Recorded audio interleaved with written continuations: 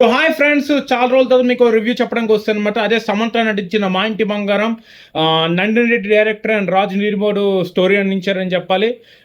Cinema అయితే బాగుంది friends. ఎక్కడ బోర్ కొట్టకుండా చాలా ఒక 2 hours 34 minutes కొంచెం బాగానే ఎంగేజ్ చేశారని చెప్పాలి.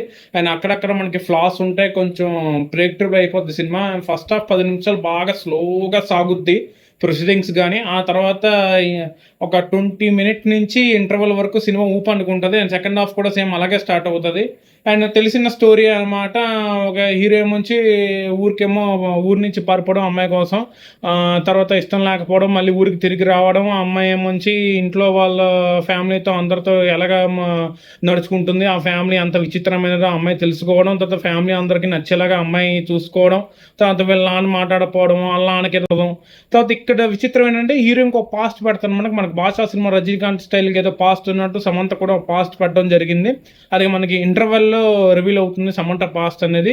సో తెలిసిన స్టోరీ అయినా ఇక్కడ సమంత వన్ మ్యాన్ షో అని చెప్పాలన్నమాట. మనకి పాతకాలంలో చేసేవారు విజయశాంతి గారు కర్తవ్యం కానీ, వైజయంతి ఐపీఎస్ కానీ, ఆ ఫైట్లు, ఆ రేంజ్ ఫైట్లు మళ్ళీ సమంత ఇంట్లో చేసిందని చెప్పాలి. అద్దరు కొట్టేసింది.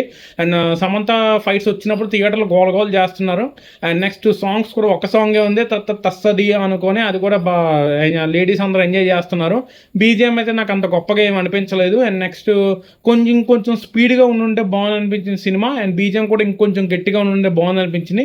కానీ సమంత చాలా బాగా చేసింది, అద్దరు కొట్టింది. అండ్ మిగతా క్యాస్ట్ గుల్షన్ దేవయ్య కానీ, అండ్ సమంత హస్బెండ్గా యాక్ట్ చేసిన క్యారెక్టర్ కానీ చాలా బాగా వర్కౌట్ అయ్యాయి. అండ్ నెక్స్ట్ మెయిన్గా మాట్లాడుకోవాల్సిన ఇక్కడ మనకి సమంత ఫ్రెండ్గా చేసిన క్యారెక్టర్, ఆ క్యారెక్టర్ వల్ల మనకు కొంచెం కామెడీ జనరేట్ అయింది అనమాట. ఏంటి ఫ్రెండ్గా అన్నీ చెయ్యాలి కదా అని చెప్పి ఆ ఫ్రెండ్ చాలా ఇన్నోసెంట్గా క్యూట్గా చేసింది ఆ అమ్మాయి. అండ్ నెక్స్ట్ మనకి శ్రీముఖి వచ్చినప్పుడు కూడా థియేటర్కి అరిచారనమాట. నేను చాలా సర్ప్రైజ్ అయ్యింది, శ్రీముఖి కూడా అరిస్తారా ఏంటని చెప్పి. సో ఓవరాల్గా రాజు నీడిమోర్ మంచి స్టోరీని, రొటీన్ స్టోరీని అనిపించినా కొంచెం బాగానే అందించారు. అండ్ నెక్స్ట్ నందిని కూడా కొంచెం దగ్గరుండి బాగా దర్శకత్వం చేశారు. ముందు సినిమాలా కాకుండా ఈ సినిమా కొంచెం బాగానే డైరెక్షన్ చేసింది. అండ్ సమంత కూడా as usual one man show అన్నా కానీ ఇది 1 woman షో అనమాట, సమంత షో ఇది. So that's the video friends. మనం జూలైతో నాగబంధం రివ్యూ కోసం కలుద్దాం. Until then please subscribe.